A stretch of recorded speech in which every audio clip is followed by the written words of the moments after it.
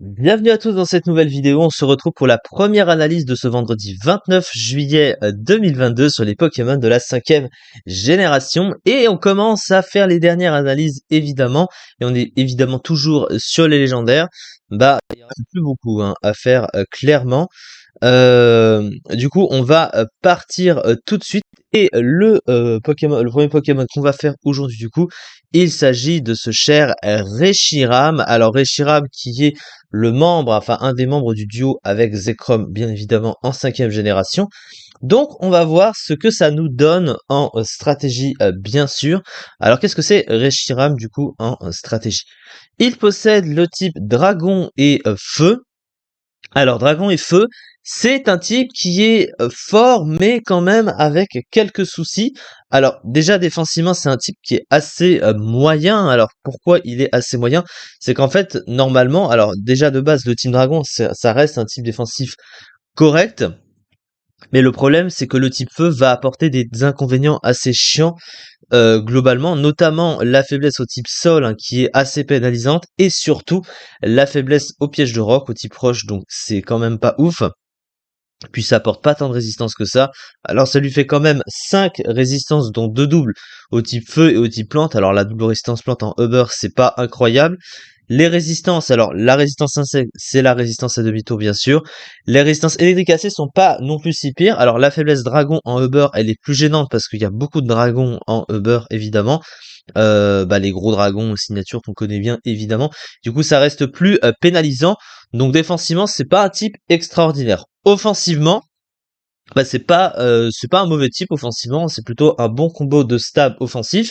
Alors surtout le type feu, un stab super efficace sur le type acier, c'est toujours bon à prendre, à côté d'un type dragon qui lui est pas un stab offensif bon, puisque il apporte juste un coverage neutre, mais il est pas meilleur que ça.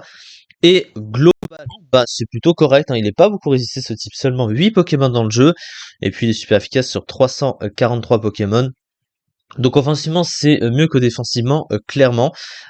Alors qu'est-ce que ça donne au niveau du talent? Le seul talent qu'il possède, c'est un talent signature, c'est Turbo Blaze. Alors ça s'appelle Turbo Brasier, je crois, en français.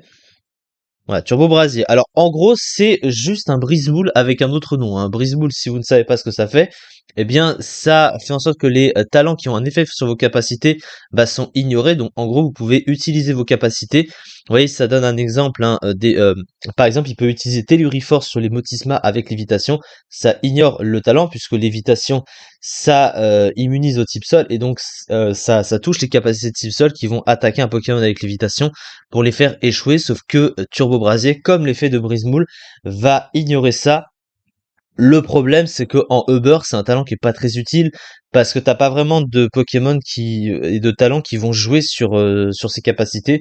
Donc, à part peut-être Itran, mais bon, Itran c'est plus overuse que Uber, tu me diras. En gros, comme il a torche, de base, il est neutre au feu. Et quand tu lui mets une capacité feu, il est immunisé avec torche. Mais avec Turbo Brasier, tu pourrais taper Itran avec tes attaques feu en ignorant torche. Voilà, mais bon, à part ça, en Uber, il n'y a pas vraiment grand chose qui te permet de profiter de ce talent. Bon, c'est pas tellement très ouf pour un talent signature. Du coup, ces statistiques, dans l'ensemble, ce sont des stats de légendaire, donc bien sûr ce sont de bonnes stats, à l'exception cependant de la vitesse, qui reste un peu moyenne avec seulement 90. La vitesse, les speed tiers en Uber sont très spécifiques, parce qu'il y a de très gros bourrins évidemment en Uber, donc si tu peux dépasser d'autres gros bourrins pour éviter de te faire arracher la tête tout de suite, voilà, c'est toujours mieux. Alors évidemment 90 du coup en Uber, c'est moyen, mais bon, à côté, il a évidemment ses gros stats de légendaire avec une attaque spéciale de 150, une attaque de 120 qu'il utilise beaucoup moins parce qu'il a pas un full offensif très large, un bulk de légendaire, donc 100 en PV, 100 en défense, 120 en SPDF, voilou. C'est l'habitude des gros Pokémon bourrins du Uber, donc des gros légendaires assez habituels. Alors, maintenant, on va s'intéresser au Move Pool. Alors, qu'est-ce qu'il possède offensivement? Déjà, il faut prendre en compte son attaque signature, qui est Flamme Bleue. si je la retrouve. Voilà, elle est tout en haut. Blue Flare. Alors Blue Flare, c'est une très bonne capacité signature. C'est une déflagration en mieux, hein, clairement, parce que c'est plus précis que déflagration. Ça a autant de points de puissance, donc ça change pas au niveau du nombre d'utilisations, au maximum 8. Et surtout, c'est plus fort, hein. 130 de puissance avec le stab, c'est mieux que 110 de puissance avec le stab. Et l'effet secondaire, ça a 20% de chance de brûler l'adversaire contre 10, je crois, pour déflagration. Donc c'est une déflagration en mieux, donc ça, il a une bonne attaque signature, il va pas s'en plaindre. Le reste, bah, il a du classique, avec évidemment le célèbre Draco Météore, bien entendu. Il a Telluriforce qui lui fait un coverage pour passer certains Pokémon de type acier, notamment ce cher Itran. Bon, évidemment, il a son talent, donc finalement, je sais pas pourquoi j'en parle, mais voilà, hein, je sais pas, c'est le premier exemple qui me venait en tête. Mais voilà, Telluriforce lui fait aussi un coverage super efficace sur le type acier, puis la combinaison feu-sol, c'est plutôt pas mal. Donc voilà, hein, à ce niveau-là. Alors à côté, au niveau de son move pool de soutien, bah il est quand même assez restreint. Sur le setup, il a Danse Draco, mais il se sert pas vraiment de Danse Draco parce qu'il a un pool offensif qui est assez pauvre. Sur le physique, hein, il a pas grand chose. Alors il a des attaques feu, mais bon, à côté, il a colère, lame de rogue. Bon, il a pas grand chose sur le physique. Donc du coup, bah, il peut pas vraiment se servir de Danzraco. Et sur le spécial, il a pas move de setup et il a un move full de soutien qui est quand même très restreint. Alors quand même, il possède anti-brume, l'accès à l'atterrissage pour se soigner, ça, bien sûr, c'est toujours pratique. Voilà, mais globalement, mais il a les écrans, tu me diras, mais bon, ça, je pense pas que c'est plus un Pokémon bourrin. C'est pas vraiment un Pokémon très défensif malgré le bulk. Enfin, je veux dire, il n'y a pas le soutien adapté à ça. Donc il est quand même assez prévisible ce Pokémon, mais il a pas non plus de mauvaises choses, hein. Il a des choses qui sont plutôt correctes. Alors, la fiche stratégique du coup de ce cher Reshiram, d'excellentes statistiques globales, dont une plus qu'excellente, attaque spéciale, un bon pool offensif ainsi que de support, même s'il reste un peu restreint, un bon double type offensivement, un double type plutôt mauvais défensivement, lui donnant de plus une faiblesse au piège de robe, vitesse trop juste, qui ne lui permet pas de dépasser certaines menaces comme certains Arceus au sol. C'est pas à jour parce que Arceus n'est évidemment pas revenu dedans en 8G. Très concurrencé dans ce rôle de role breaker par des Pokémon comme Primogono, il n'est pas non plus revenu en 8G. Un talent peu utile, ça par contre, effectivement, c'est vrai.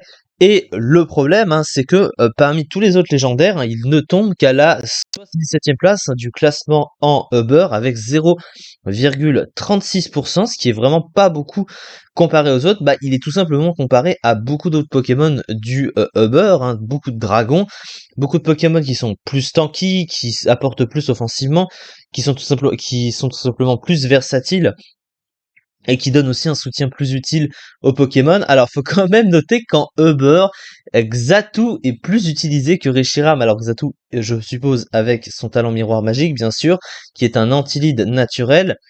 Mais quand même, alors, voilà, faut quand même noter que Xatu est quand même mieux classé que ça. C'est quand même assez étonnant. Noctali aussi. Des Pokémon qui sont de base pas classés en Uber. Alors, oui, quand même. C'est vrai que le metagame Uber de la UJ est un peu spécial. Dimoré est 11e. Enfin, vous voyez qu'il y a quand même beaucoup de Pokémon, hein. Il y a même Noacier qui a pourtant une double faiblesse feu, qui est mieux classé, hein, que ce cher Reshiram. Donc c'est vrai que comparé à beaucoup de Pokémon du Uber, il est quand même en dessous. Ce qui est dommage, hein, parce que il aurait pu être mieux que ça. Voilà. Mais bon, voilà, le pauvre Reshiram, il a pas eu de chance à ce niveau-là. C'est ça, du coup, pour cette vidéo, et on se retrouve pour les deux autres analyses qu'il nous reste à faire pour aujourd'hui, hein, sachant qu'il nous reste l'autre membre, un Zekrom du duo, et le reste, ainsi de suite, bien sûr. Merci beaucoup de m'avoir suivi pour cette vidéo, et à très vite pour la suite.